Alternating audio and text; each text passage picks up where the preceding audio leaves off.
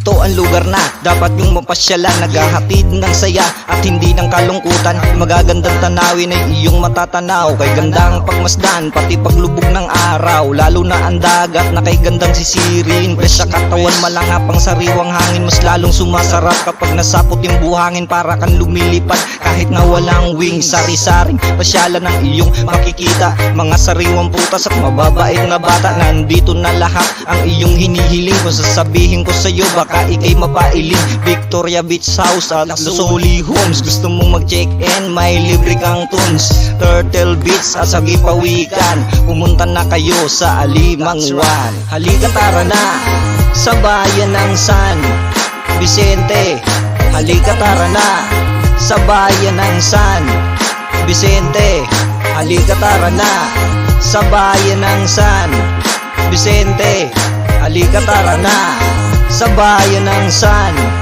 Vicente.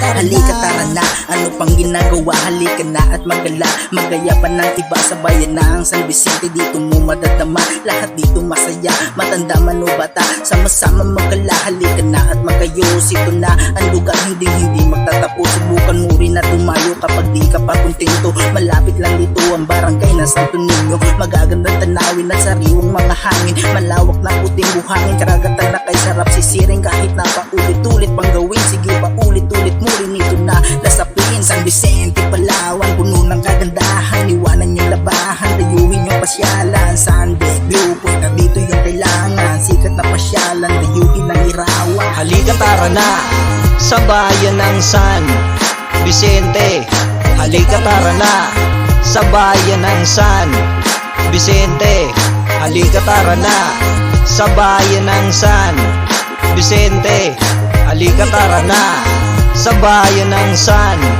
Vicente. Magandang pagmasdan, bayan kong sinilangan, bayan ng San Vicente, sa lugar ng Palawan kung saan matagpuan kahabaan ng baybayin, kay gandang lakarin at abang nakayapak ay inyong malalasap ang puting buhangin. Kay hit saan ka tumingin ay inyong matatanaw, gagandang tanawin at malalasap mo rin ang sariwang hangin. Kaya halinasan ka pa sa Palawan, tara na mapa-south o norte. Kung hindi ka sumaya, napaka-imposible, napaka-imposible, napaka-imposible.